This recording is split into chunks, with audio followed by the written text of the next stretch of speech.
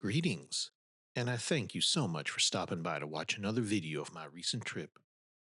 We started our journey through some recent history of Armenia and its capital Yerevan last week. For those of you who may not know, Armenia is a landlocked country in Southwest Asia, bordering Turkey to the west, Georgia to the north, Azerbaijan to the east, and Iran to the south. Armenia is not a big country, it's just slightly smaller than the US state of Maryland. However, Armenia has a very long and very rich history, something we'll be looking at further today. Let's hit the lights.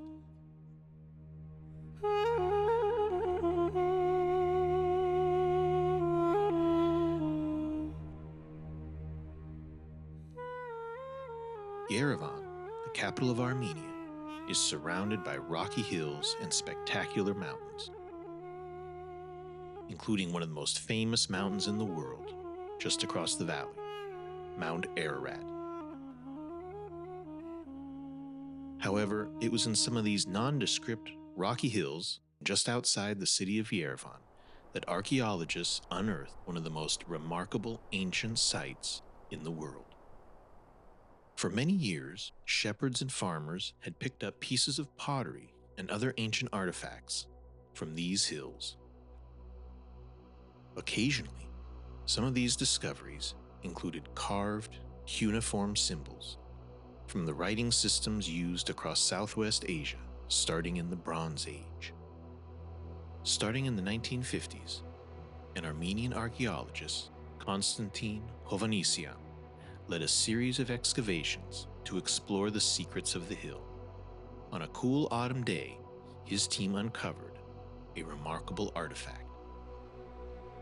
This inscription is over 2,800 years old. It is a declaration of the founding of a fortress city that once occupied this hill. By the greatness of the god Kaldi, Argishti, son of Menwa, built this mighty stronghold and proclaimed it Erebuni, for the glory of Urartu, and to instill fear among the king's enemies. Argishti says, "This land was a desert before the great works I accomplished upon it." In one way, this carved slab simply contains cult of personality propaganda, not uncommon for leaders of the ancient world. However, this artifact is also a founding document, a charter for one of the oldest continuously inhabited cities on Earth. Today, a statue of the proclamation's author, Argishti, stands in the parking lot near the base of the hill. In ancient times, Argishti ruled one of this region's major political and military powers.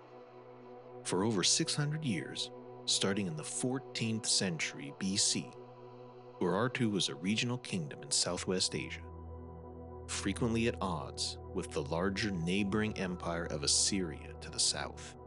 After the 9th century, as Assyria weakened, Urartian kings, including Argishti, expanded the imperial borders dramatically and constructed a series of new fortresses, including Erebuni.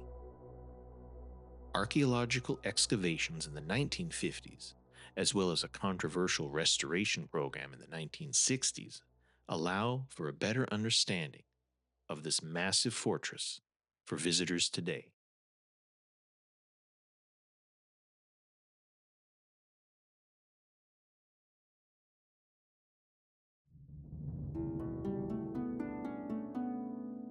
And it is massive.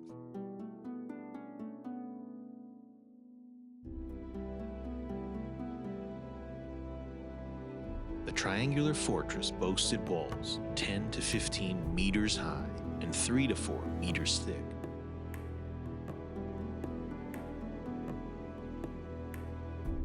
The eastern entrance opens to a series of streets and passageways.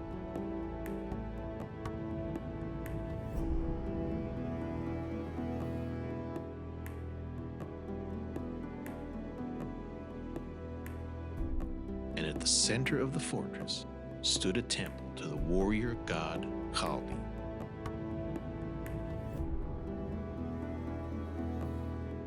Kaldi, who seems to have been the primary god in this fortress city, was a god of war. His primacy in Erebuni suggests that the city's primary function was as a garrison, and that the culture was one built for and always prepared for war. After decades of expansion, the Urartian Empire reached its height under Argishti. For nearly a century, Urartu reigned supreme, and Urartian artifacts have been discovered in all present-day countries of the region.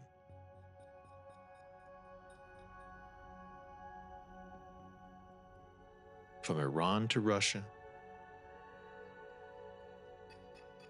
and from Azerbaijan to Turkey.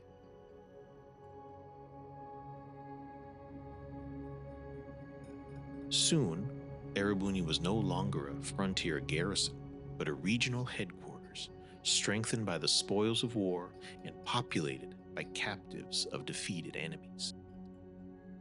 In 785 BC, after sacking the region of Eteuni, Argishti brought over 6,000 captives to work and support the population growth in Erebuni. The practice of forced migration and repopulation were not unusual in the ancient world. As the population and power of Urartian cities grew, Argishti made other areas desolate. It's important to note that Urartu did not only rely on military power to grow. Argishti and other Urartian rulers provided stable access to a priceless resource, water, allowing for growth and stability. Across the empire, a collection of complex engineering projects ensured that distant towns had access to reliable water supplies. In the western reaches of the kingdom, Argishti's father, Menwa, built a series of canals and aqueducts that carried water 35 miles from mountain springs to a number of villages. The canal is still used for irrigation purposes today. A generation later, the son followed in his father's footsteps. Using their advanced engineering know-how, the Urartians introduced massive irrigation projects in what is now Armenia, on the Ararat plain, and piped water to mountaintop fortresses like Erebuni. Lands that allowed for little agriculture now supported vast vineyards. As Argishti himself said, "The land here was arid. Nothing had been constructed here. I ordered the construction of 4 irrigation channels. I ordered the cultivation of the vineyard and the orchard." The oldest known wine production took place in this region. However, Urartian irrigation projects allowed, for the first time, for a significant increase in productivity. Not only was wine a valuable trade commodity, it was an important symbol of nobility and wealth. Of the hundreds of cuneiform inscribed slabs discovered, many commemorate and celebrate the creation of new vineyards. These underground jars, located in a fortress just a few miles from Erebuni, were unearthed in the 1950s. Combined, they stored 120,000 liters of wine. The quality of Urartian wine was well known. Urartu's neighbors not only praised the quality of the wine, but spoke of its abundance as well. During an invasion of Urartu in the year 780 BC, the Assyrian king Sargon II proudly explained that, "I'd attached the cypress beams from the roof of your precious palace and moved it to Assyria. I opened your cellars full of wine and led my army to eat the plentiful cereal there. I entered the wine cellars, and Assyrian soldiers drank the delicious wine stored in leather bags like the water of rivers." Urartu's time as a dominant power was short-lived. Conflicts with neighbors to the north and the south weakened the kingdom, and while the dates are uncertain, Urartu was most likely reconquered. by the Iranian Medes in around the year 610 BC. Despite losing their independence, Erebuni and Urartu have lived on in a variety of ways. The imposing hilltop fortress remained useful for generations and garrisoned thousands of troops during Persian times.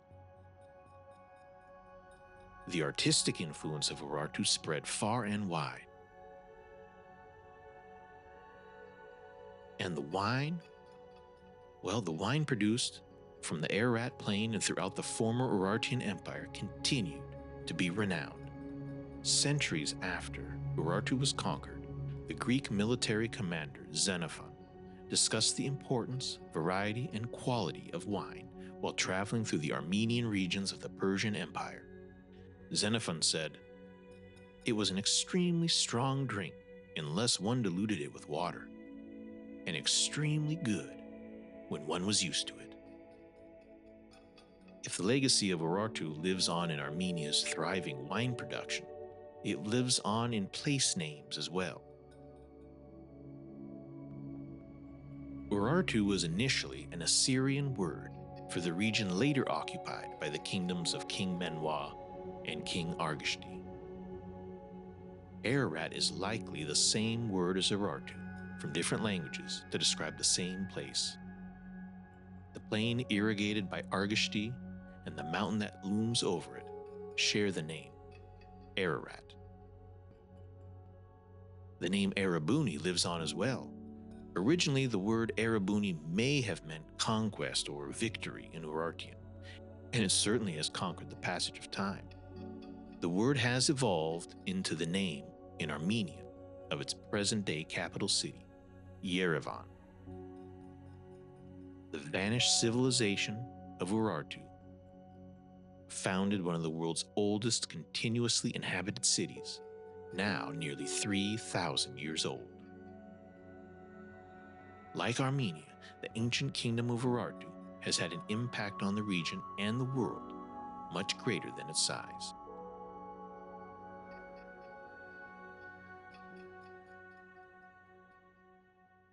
Thank you so much for watching this video.